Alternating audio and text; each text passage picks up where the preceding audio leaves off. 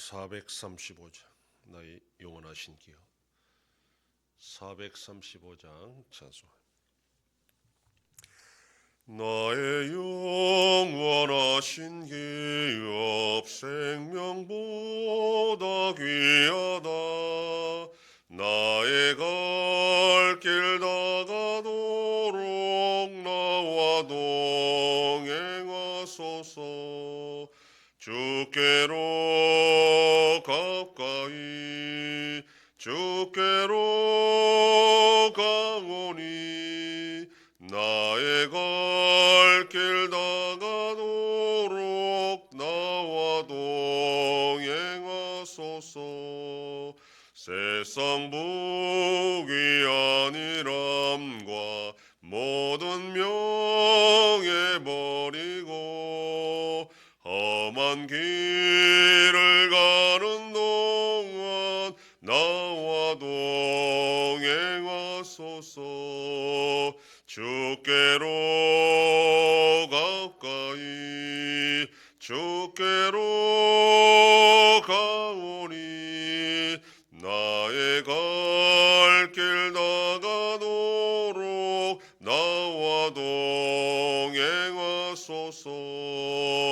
어두운 골짝 지나가며 험한 바다 건너서 천국 문에 이르도록 나와 동행하소서.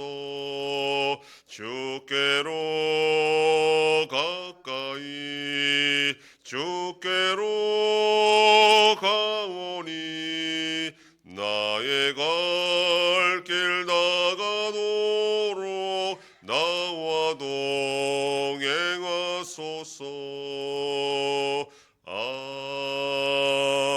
아멘. 전능하사 천지를 만드신 하나님 아버지를 내가 믿사오며 그 외아들 우리 주 예수 그리스도를 믿사오니 이는 성령으로 잉태하사 동정녀 마리아에게 나시고 본디오 빌라도에게 고난을 받으사 십자가에 못 박혀 죽으시고 장사한 지 사흘 만에 죽은 자 가운데서 다시 살아나시며 하늘에 오르사 전능하신 하나님 우편에 앉아 계시다가 저리로서 산자와 죽은 자를 심판하러 오시리라. 성령을 믿사오며 거룩한 공예와 성도가 서로 교통하는 것과 죄를 사하여 주시는 것과 몸이 다시 사는 것과 영원히 사는 것을 믿사옵나이다. 아멘. 하나님 말씀 민수기 36장 1절로 13절까지의 말씀입니다.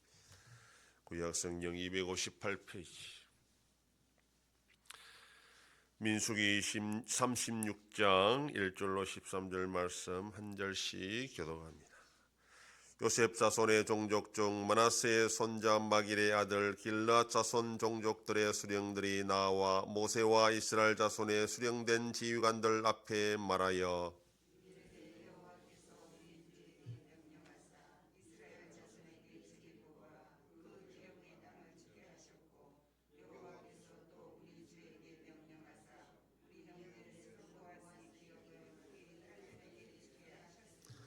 그들이 만일 이스라엘 자손의 다른 지파들의 남자들의 아내가 되면 그들의 기업은 우리 조상의 기업에서 떨어져 나가고 그들이 속한 그 지파의 기업에 첨가되리니 그러면 우리가 집이 뽑은 기업에서 떨어져 나갈 것이요.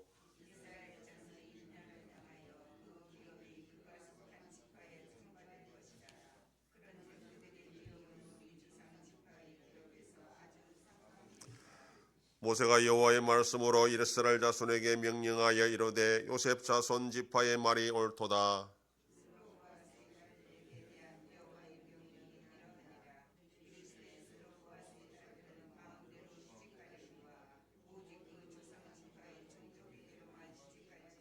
그리하면 이스라엘 자손의 기업이 이 지파에서 지파로 옮기지 않고 이스라엘 자손이 다 각기 조상 지파의 기업을 지킬 것이니라 하셨나니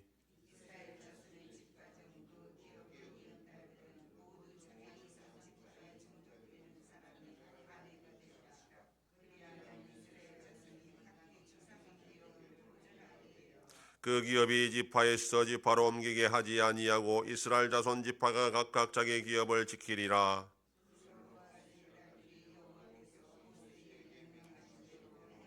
슬로브앗의 딸 말라와 디르사와 호글라와 밀가와 노아가 다 그들의 숙부의 아들들의 아내가 되니라.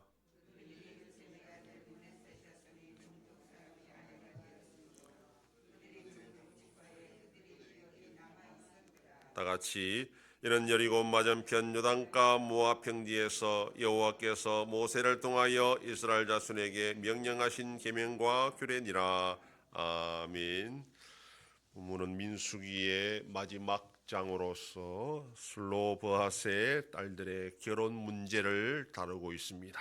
민수기의 내용은 34장에서 가나안 땅의 경계를 정하고 각 지파별로 제비뽑기를 통해서 분배한다 그렇게 말씀하셨고, 35장에서 레위인들에게 주어질 성읍과 도피성에 관하여 말씀하셨습니다. 그래서 전체적으로 다 내용은 마무리가 되었습니다.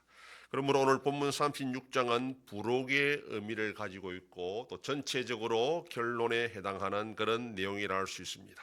27장에서 슬로브앗의 아들이 없는 딸들에게만 있는 문제가 처음 등장하는데, 아들이 없이 딸들만 있는 경우에도 그 딸들 역시 아버지의 기업을 유산으로 물려받을 수 있게 하였습니다. 그런데 문제는 각 지파별로 가나안 땅이 분배받았을 때의 문제가 이제 발생을 하게 되었습니다.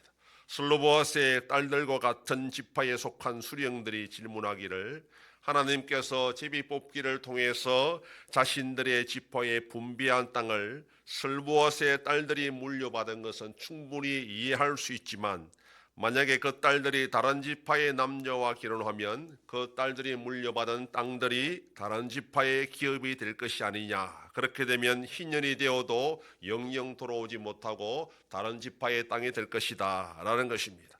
이것은 단지 슬로브앗의 딸들만의 문제가 아니라 아버지로부터 기업을 물려받은 모든 지파의 여자들의 문제였습니다.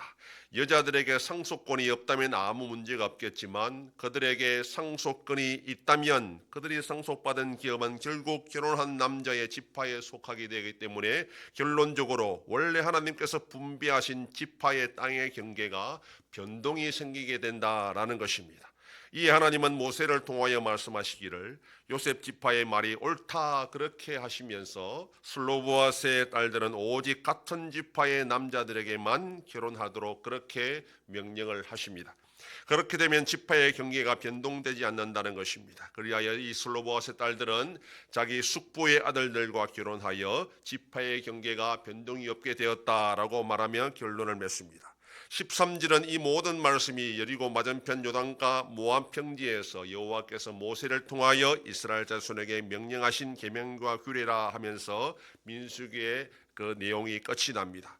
이게 우리가 생각해 볼 것은, 왜 하나님은 이스라엘 백성들에게 계명과 규례를 주실 때에 이 모든 발생할 수 있는 세부적인 문제를 다 알고 계시면서도 미리 그것을 해결책을 제시 않으시고 백성들이 질문하면 보완하는 형식으로 그렇게 법을 제정하셨을까? 이걸 우리가 생각을 해 보아야 됩니다. 백성들이 이런저런 질문을 제기하면 하나님은 그걸 듣고 그래 그것도 옳다 이렇게 하시면서 제안을 제시하는 형식으로 지금 계명과 규례를 만들어 가신다라는 것입니다. 이것은 참 중요한 의미가 있습니다. 하나님이 정하신 계명과 규례는 상황에 따라서 얼마든지 수정 보완이 가능하다라는 것을 지금 이 마지막 장을 통해서 알려주고 있다라는 것입니다.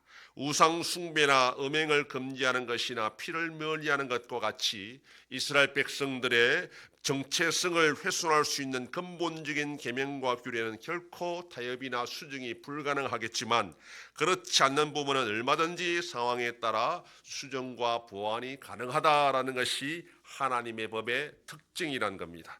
하나님의 법은 결코 경직되고 고착되어서 시대의 흐름을 반영하지 못하는, 상황이 맞지 않는 그런 법이 아니라 융통성을 가지고 있고 하나님의 백성으로서 약속의 땅에서 어떻게 살아갈 것인지에 대한 근본적인 정신을 지키는 그런 법이라는 것을 우리에게 알려주고 있습니다. 오늘날 성도의 삶도 마찬가지입니다. 신앙의 근본적인 내용은 결코 우리가 타협할 수 없지만 그렇지 않은 부분에 대해서는 시대의 상황에 맞게 적절하게 적용하는 지혜가 우리에게 필요합니다. 기독교의 신앙이 결코 경직되거나 시대에 맞지 않는 것이 아니라 오히려 시대를 앞서가면서 국가와 사회의 대안을 제시하고 해결책을 제시할 수 있는 것이 기독교 신앙이 되어야 한다는 것입니다. 그러기 위해서 우리는 더욱더 하나님의 말씀의 근본 뜻이 어디 있는지 항상 연구해야 되고 또 묵상하고 책임지고 그것을 또 해석하고 적용시킬 책임이 우리 기독교에 있다라는 것입니다. 오늘도 우리는 시대를 이끌어가는 성도의 그런 신실한 삶을 통해서 많은 사람들에게 빛을 비출 수 있는 복된 하루가 되기를 소망합니다. 기도하겠습니다.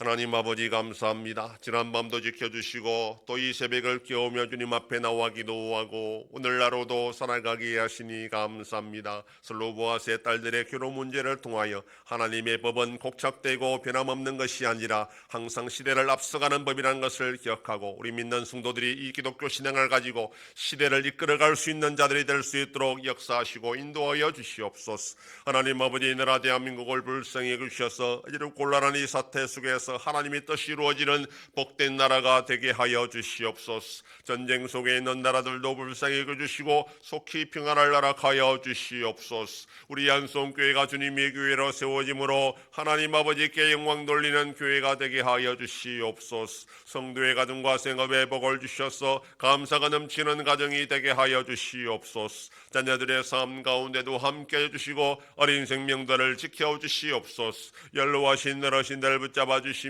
병중에 있는 성도들을 불쌍히 여기사 치료하여 주시고 회복시켜 주시옵소서. 이 새벽에도 주님께 기도하는 종들을 기억하시고 간절히 구하고 빌 때마다 들으시고 속히 응답하여 주시옵소서. 감사드리며 예수님 이름으로 기도드립니다. 아멘. 하늘에 계신 우리 아버지여, 이름이 거룩히 여김을 받으시오며 나라의 임하옵시며 뜻이 하늘에서 이룬 것 같이 땅에서도 이루어지이다. 오늘날 우리에게 일용할 양식을 주옵시고 우리가 우리에게 죄 지은 자를 사하여 준 것 같이 우리 죄를 사하여 주옵시고 우리를 시험에 들게 하지 마옵시고 다만 악에서 구하옵소서. 대개 나라와 권세와 영광이 아버지께 영원히 싸움나이다. 아멘.